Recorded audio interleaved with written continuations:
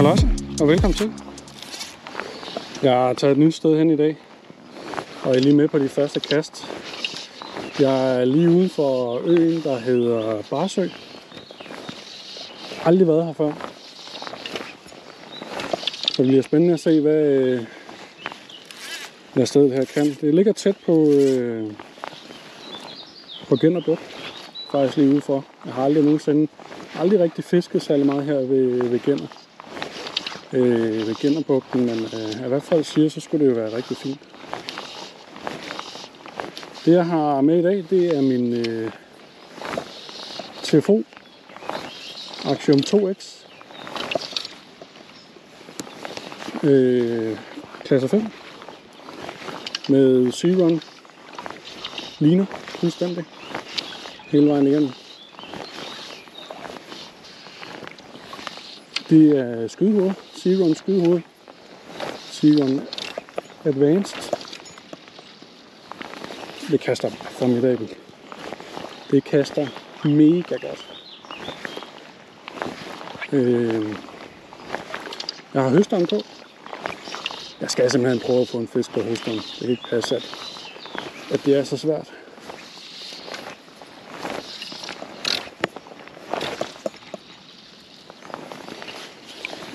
Det her skydehoved fra Sea-Run, det vender bare fluen helt perfekt. Det gør det virkelig. Men ja, jeg vil fiske ud af. Jeg har et godt langt stykke at fiske ud af. Jeg går i vand til knæene, lige for at komme forbi alle de her sangbuske, der er her rundt omkring. Det er sådan lidt fjordforhold-agtigt herinde, lige i starten af Gennerbugten. Men det er fint nok. Altså pladsen ser spændende ud.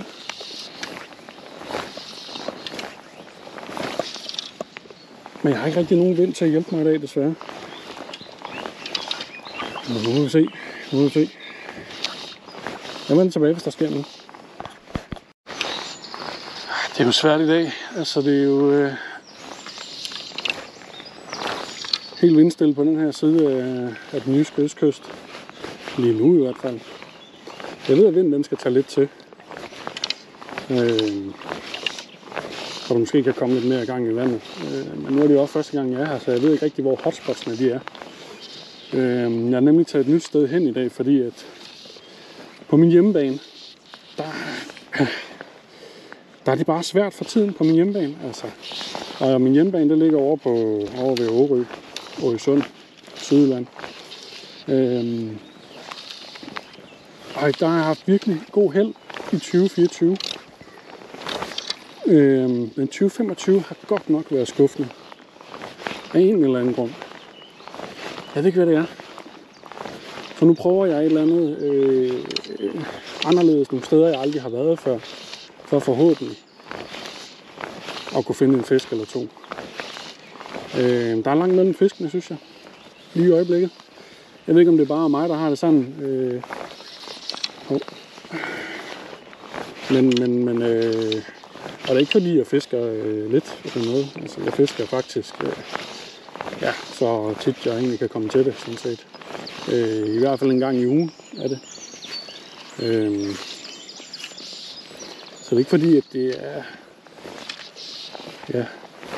Jeg har prøvet både fjordpladser, jeg har prøvet yderkysten, dybt vand, masser af strøm, fjordlige forhold, lidt af det her. Inde i den rigtige fjord, Kolding, Åben Rå, alle vejen, sker ingenting. For mig i hvert fald. Så det håber jeg lidt, jeg kan få lavet om på i dag. Jeg har som sagt ikke fluefisket særlig længe. Det er, hvad har jeg været i gang? Et års tid, cirka. Lidt over et år måske. Så jeg kaster ikke særlig langt endnu. Det gør jeg ikke, for at være helt ærlig. Men det har heller ikke været noget problem altså at fange en fisk i 2024 i hvert fald ikke. Fordi det man finder ud af som fluefisker, jamen det er jo sådan set, at fiskene, ved du hvad, de går til den på land. Oftest, når man fanger dem i hvert fald, synes jeg. Så jeg behøver sikkert at kunne tyre 50 meter ud. Det er sådan set også svært som en fluefisker, kan jeg fornemme. Det kræver mange års erfaring, i hvert fald, for at kunne lægge sådan nogle kast. Men bunden her er faktisk en fin bund. Altså det er med tangplanter og småsten og sådan lidt fjordlige, ikke sumpede forhold, men det er sådan lidt derhen af. Og det er jo altså, jeg ved ikke om man kan se det i videoen, men det er faktisk super fint. Dejlig udsigt over Barsø. Er det ikke Barsø? Eller er det der Barsø? Gud, det ved jeg ikke. Barsø ligger et eller andet sted derude. Ikke? Sådan det. Men lige nu, jeg har ikke mærket noget. Jeg har ikke haft nogen hug eller noget endnu.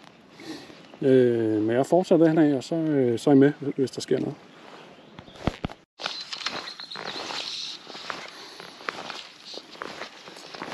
Nå, hvad har jeg fisket nu? Jeg har fisket en halv time cirka. Jeg har sgu ikke mærket noget. Der er også helt stille. Altså, der er jo ingen vind eller noget. Men det er jo fandme svært, når vinden den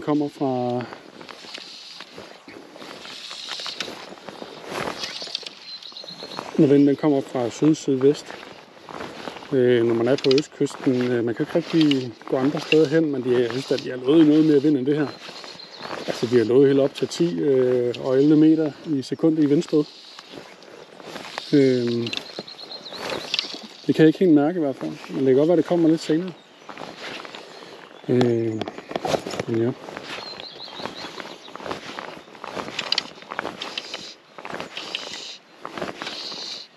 Jeg kan prøve at tage den lange sådan lidt i stedet for.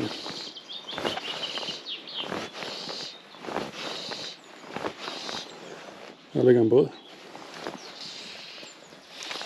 En ret velholdt båd faktisk. Men jeg er gået på grund. Jeg ved ikke lige...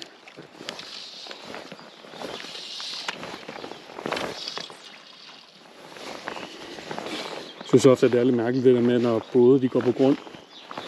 Er der ikke nogen, der ejer dem? Er der ikke nogen, der ved, at deres båd er gået på grund? Eller hvorfor er det, de ikke kommer og ordner det? Altså, folk kan jo bare gå ind og stjæle, hvad end der er i båden. Altså, jeg forstår det ikke helt. Altså, hvis jeg havde en båd, og der har været et uvejr, eller der har været meget strøm, eller så var der lige tage ned og tjekke til båden. For at se, om båden var okay. Men jeg ved sgu ikke, altså. Jeg ved ikke lige... Det er en pæn lille båd. Ja. Men som sagt, jeg har ikke mærket noget nu. Altså, jeg håber da, at det kommer, eller så skifter jeg plads. Så prøver jeg at vælge noget helt andet, eller tager helt ind i Gennerbugten. Det har jeg heller ikke prøvet før, at være helt inde i bugten. Jo, men sådan helt inde, hvor det er blødt. Eller tage ud til Rødhoved eller sådan noget. Eller, ja... Altså, bunden ser bare god ud, men det er jo klart, hvis det bliver skræmt af min fluelin, så... Ja, hvis det bliver skræmt af min fluelin, så er det jo svært at fange fisk, kan man sige. Men det bliver ret hurtigt dybt, faktisk. Ud fra, jeg troede, at det var så tæt på Gennerbugten her, at det ville være lidt lavere vand, faktisk. Men det bliver meget hurtigt dybt.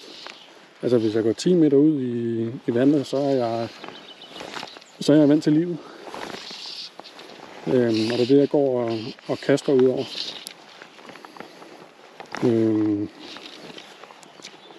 Fordi selvfølgelig kan fiskene gå langt ude, men det er bare oftest, man fanger dem, når de er tæt inde på land. Altså, det er tit, de bare er fluekast væk, synes jeg. Altså, fiskene bare sådan generelt. Nu har jeg lige fået kludet den her. Det er altid sjovt at få lidt klud.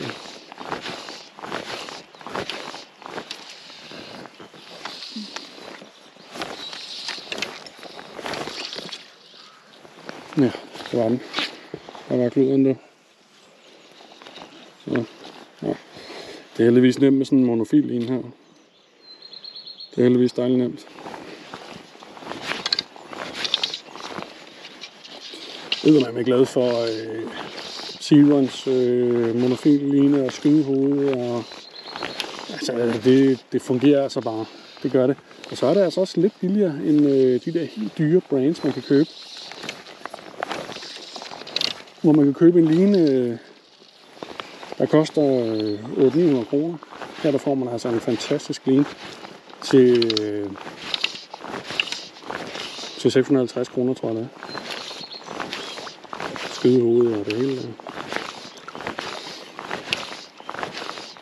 Det er jo som sagt ikke VF-line, det er jo skydehoved og monofil-line.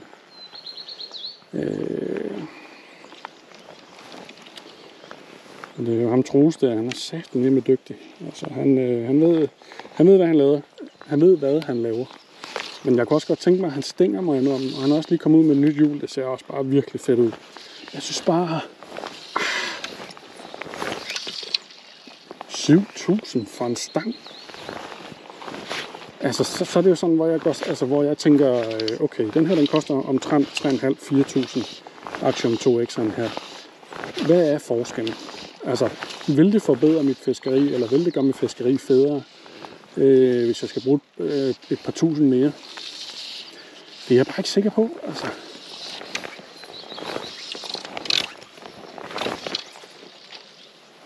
Der må jeg bare sige, at det er lidt for dyrt til mig. Det synes jeg. Jeg er godt nok fra Sjælland, men bor på Jylland, så der kommer den der jyde frem i mig. At det er godt nok lige... Jeg synes, det er mange penge. Det må jeg sige. Men det er sikkert også lækkert. Altså, det er jeg slet ikke i tvivl om. Det må jeg sige. Og jeg synes, min kast er godt nok elendig lige nu.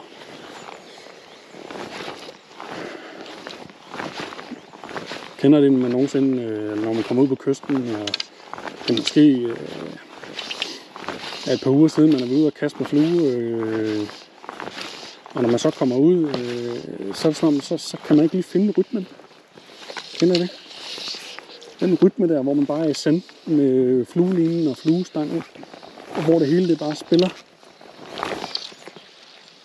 Kender I det?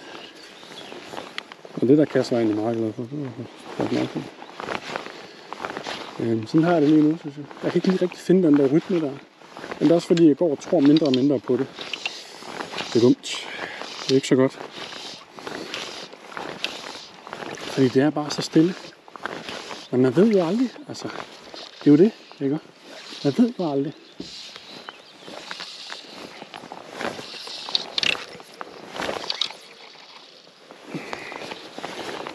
Nå. Lige med, hvis der sker noget. Nå. Nu er jeg fisker lidt derhen af, og nu er bunden ændret sig fuldstændig. Nu er det blevet sådan noget ren sandbund, rigtig fjordbund. Med muslinger og tang og det hele. Jeg har stadigvæk ikke mærket noget. Overhovedet ikke. Men det kan være at skifte i bunden, at det gør noget. Så nu må vi se. Og nu af en eller anden grund, har jeg fået modvind. Det kunne jeg sgu ikke lige læse mig frem til, da jeg skulle afsted. At jeg ville gå hen og få modvind lige pludselig. Det gør, at der kommer lidt mere gang i vandet. Det er dejligt nok. Men det gør også, at kastene de bliver altså lidt kortere. Nu er der kraftigt. Nu er der klud i det igen.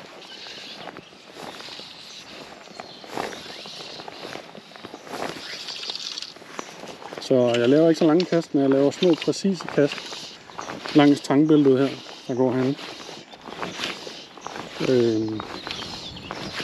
Det kan sikkert også noget. Men det er svært nu. Det er svært at kaste ordentligt nu, når man får vinden lige i hovedet.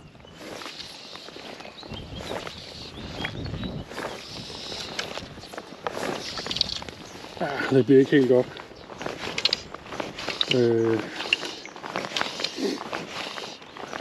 Men sådan er det jo. Sådan er det jo. Man kan aldrig sådan helt regne med vejret. Eller i hvert fald DMI. Man kan i hvert fald ikke regne med DMI, det kan man ikke. Hvis der er en ting, jeg har lært, så hvad DMI siger, så er det med et gram salt. Et grænsalt. Det skal man ikke bare gå rundt og tro blindt på, fordi det holder ingen vejen. Men jeg går bare langs kysten her og fisker lige så stille og roligt. Jeg er ved at nå slutningen af stykket her faktisk. Der kommer en campingplads heroppe, og så er der sikkert bare rent sandbund. Jeg kan ikke lige huske det. Men så er det jo et nyt spot, nye glæder. Hvis jeg ikke finder nogen fisk her. Godt tyde på, at man skulle finde et andet sted. Det må jeg sige.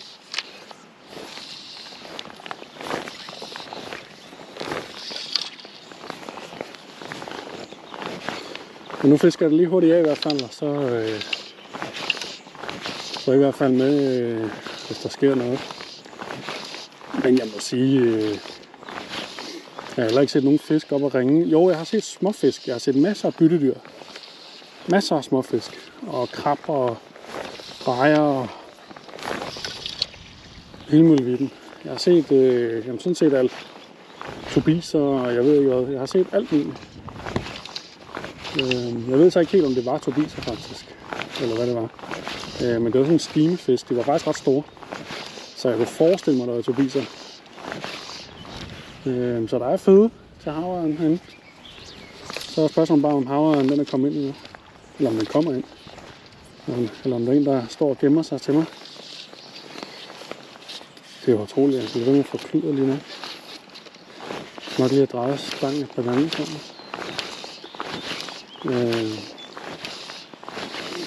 Men det er jo, ja.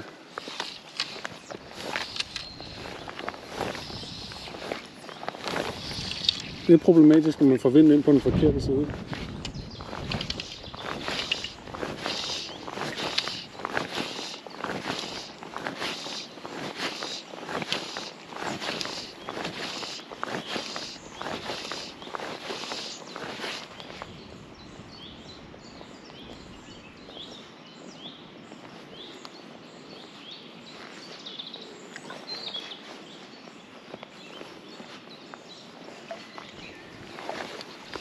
Men det går nok. Så må jeg lave baghåndskast, men det er ikke lige det, jeg havde regnet med. Men det går nok også sådan. Bare det begynder at give mere vind. Det er da sjovt, som vinden den bare drejer rundt hele tiden lige nu. Nu får jeg den... Nu får jeg vinden lige i hovedet. Det var da sjovt. Nu skal jeg kaste ud så.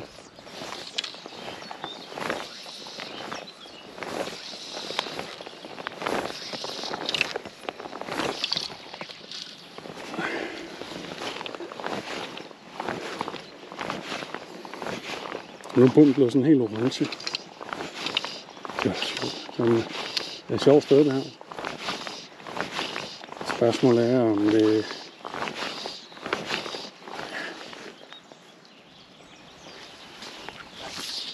Det skal ikke.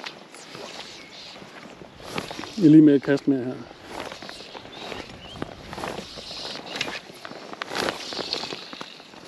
Det er lang stang på den der, og så... så er der en fisk, der klapper på. Er I klar?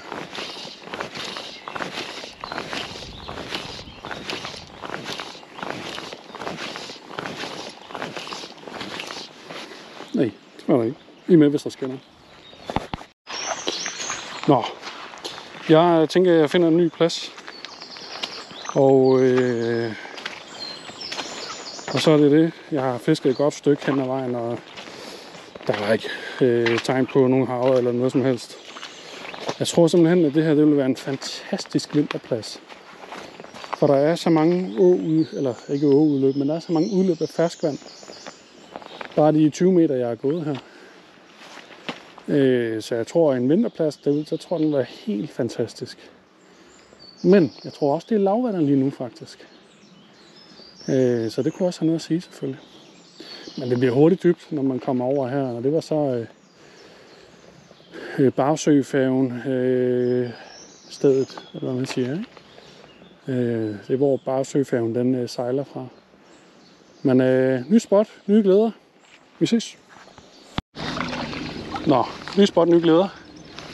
Jeg har lige set nogle små fisk hoppe lige foran mig her.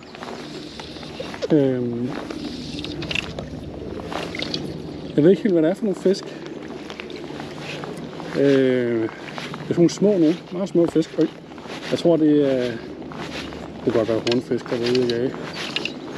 Fordi jeg har en hel del nap, synes jeg.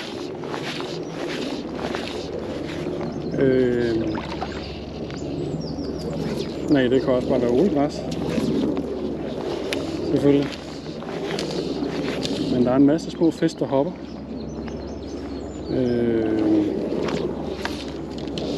Igen. Der er en, der hopper lige der.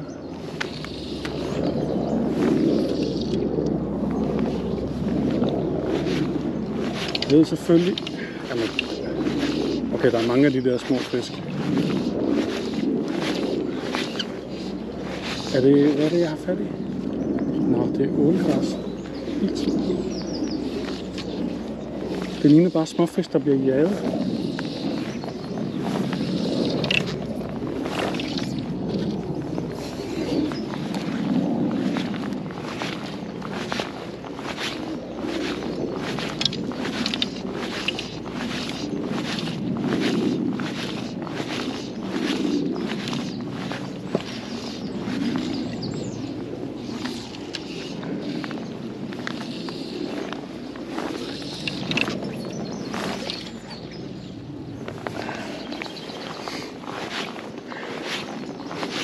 Der er højt ålegræs derude, det er lidt irriterende. Men der må være nogle fisk her eller noget. Hvorfor skal de små fisk så ellers hoppe?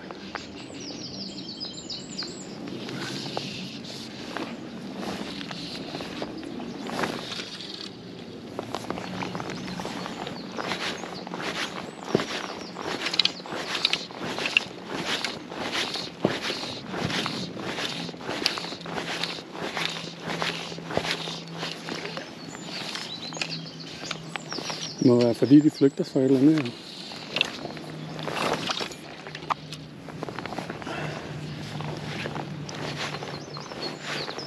Og lige lade den være lidt i vandsangen derude. Det er sådan en hurtig indtrængning her.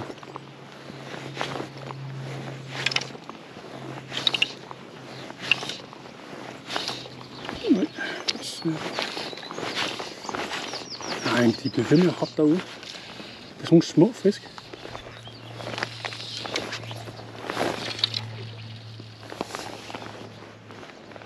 Jeg ved ikke...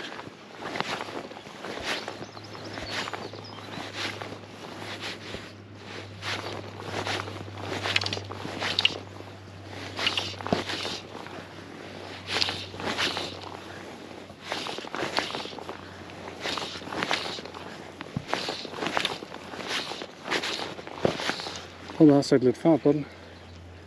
Jamen det...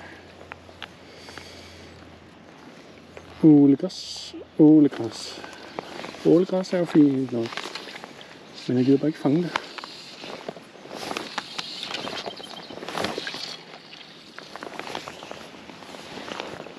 Kom nu. Må der altså godt være lidt noget. Der står lidt fisker ud over sådan en badekar lige nu. Nu var det ikke mærket noget nu. Men det er solen skinner, og vandet er klart, og nærmest ingen vind, ikke? Så det er jo også svære forhold på den måde. Men nu er jeg kommet på et andet sted, hvor der er en lille smule mere svæv i vandet, end over på den anden side, hvor der slet ikke var noget. Jeg ved, der var noget derfra.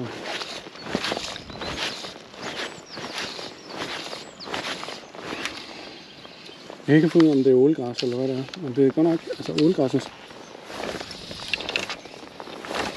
står godt nok højt.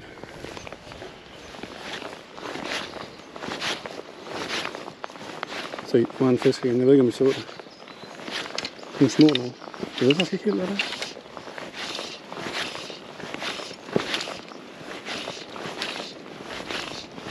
Men det må da betyde, at der også er nogle havre herinde. Hva? Nå, prøver lige et kast i modvinden her. Og jeg tager vinden lige til. Lige når jeg skal til at kaste, så tager vinden lige til. Sådan det. Der må være nogle havre i den her. Altså, det vrimler jo med liv. Det er jo helt vildt.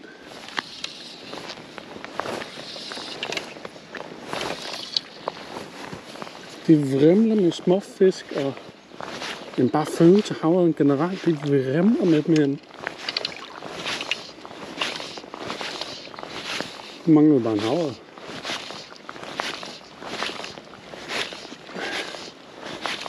Og jeg tror stadigvæk på høsteren her. Jeg tror stadigvæk på den.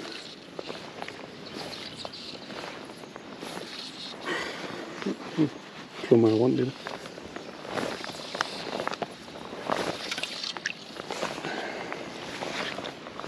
Jeg tror stadigvæk på den. Den må give en fisk. Altså, det kan ikke passe andet, det er den fedeste flue til dato.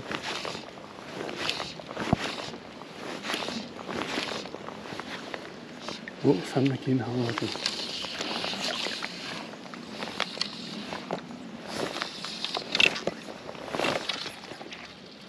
Bum.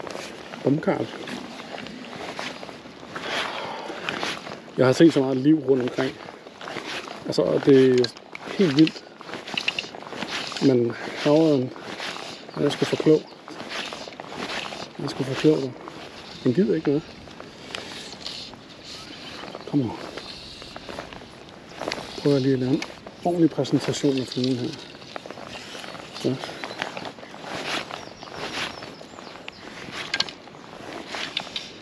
Her er stille og roligt.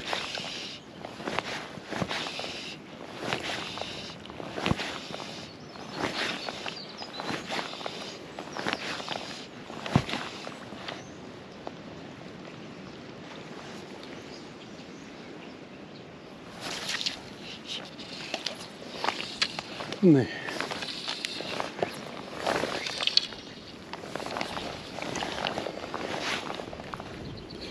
Altså, jeg kan ikke rigtig gå længere ud end det her, så det er sådan set...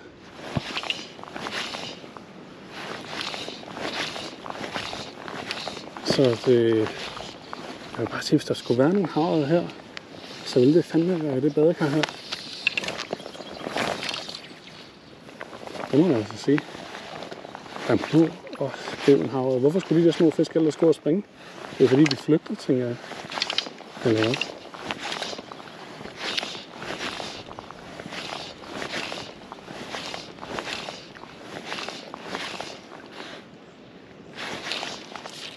Ja, der skal ikke noget.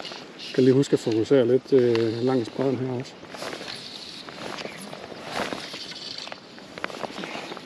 Jeg er faktisk stadigvæk samme sted. Jeg har bare kørt længere hen ad kysten, sådan set. Også et ret spændende kyststræk, faktisk. Det kan jeg godt gå hen og blive helt vild med det her, faktisk. Også fordi det er sandbund. Altså sten sådan hister her, men ikke alle veje. Og så er der bare blæretang. Så langt øje rækker. Og ålegræs og alt muligt. Så det er super nemt at vade i os. Det er dejligt. Fordi jeg har jo desværre en sygdom, der hedder muskelsvind. Så jeg skal være, altså, jeg skal jo virkelig tænke over, hvor jeg går henne og alle sådan nogle ting. Det er ikke bare lige meget, fordi glatte sten og så videre, ja, det er ikke så godt.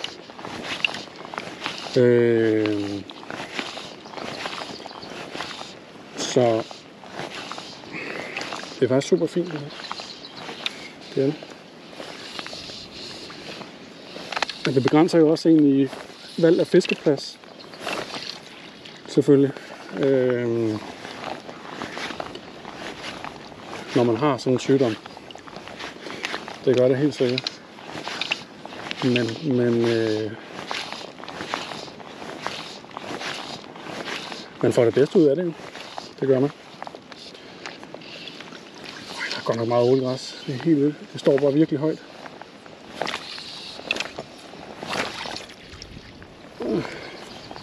Lavet lidt dobbelttræk og plasker vand ned i vandet. Nå, I er med, hvis der sker noget. Nå, tredje spot fra i dag. Tredje og sidste spot. Det bliver Rødhoved. Der er godt gang i bølgerne herude. Det kan vi jo godt lide. Det er jo en kontrast til det andet sted, jeg var. Her der har vi badekarsfiskeri. Dybt vand under land. Vinden står ind til min højre. Og så håber jeg ikke, at der kommer til at være en masse bras i vandet. Så nu ser vi. Vi ses ude i bølge.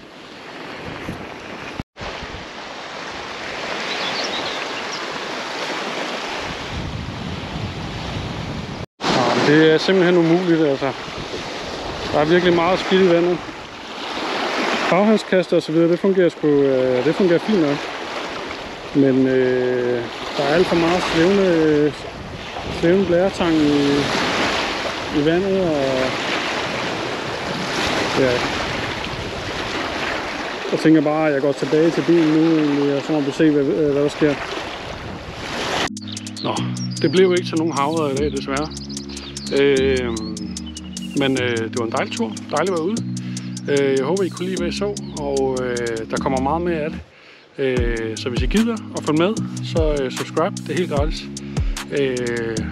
Endelig, hvis der er nogle spørgsmål, så smid en kommentar. Men det var det for nu. Vi ses på næste tur. Vi ses. Hej.